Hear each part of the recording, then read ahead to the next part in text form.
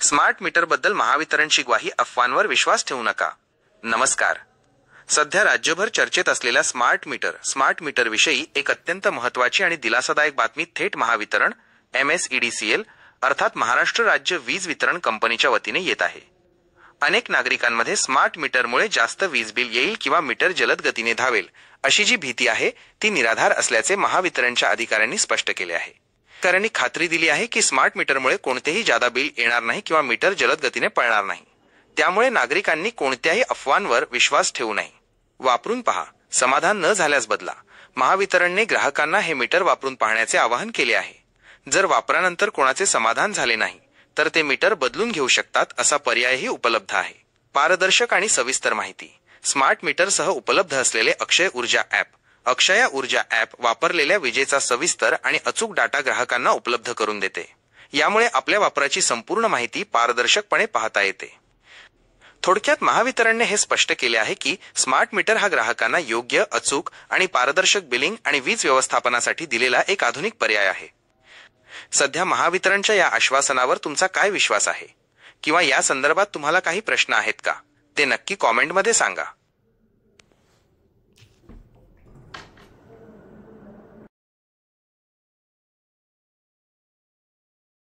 हे असं मीटर आहे की जे तुम्ही ज्या वेळेला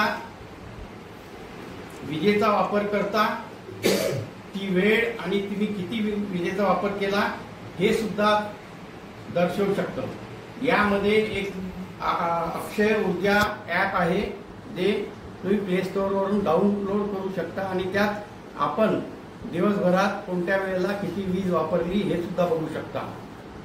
याशिवाय यात एक फायदा असा आहे की हे टाइम ऑफ डे मीटर आहे। या मीटरमध्ये तुम्हाला जर सकाळी 9 ते 5 विजेचा वापर केलेला असेल तर या पिरियडमध्ये केलेल्या विजेच्या वापरावरती 80 पैसे पर युनिट इतका रिबेट आहे। तर जी भ्रामंती पसरलेली आहे की स्मार्ट मीटर हे जलद गतीने धावते किंवा स्मार्ट मीटर हे जास्त बिल देण्याचा मार्ग आहे असं वगैरे काहीही नाही आहे। ही मिथ्या आहे आणि ही गोष्ट इथे मी सिद्ध करून दाखवतो आहे। प्रत्येकाने आपल्या जीवनात सगळ्या गोष्टी आपण स्मार्ट वापरतो। मोबाईल स्मार्ट घेतो, TV स्मार्ट घेतो, त्यानंतर वॉशिंग मशीनही स्मार्ट घेतो।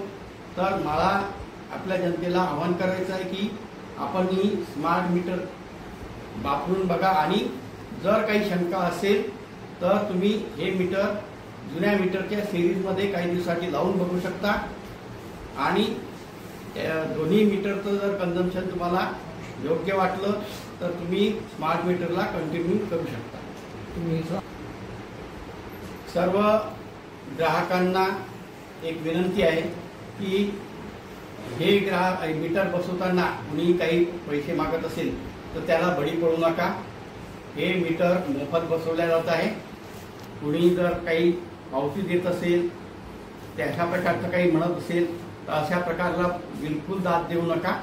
हे मीटर पूर्णतः मोफत देण्यात येत आहे, बसवून देण्यात येत आहे आणि असा कुठलाही भ्रम मनात ठेवू नका की हे मीटर वेगाने धावतं किंवा जुन्या मीटरपेक्षा जास्त बिल रेकॉर्ड करतं, असं कुठलीही बाब यात नाही।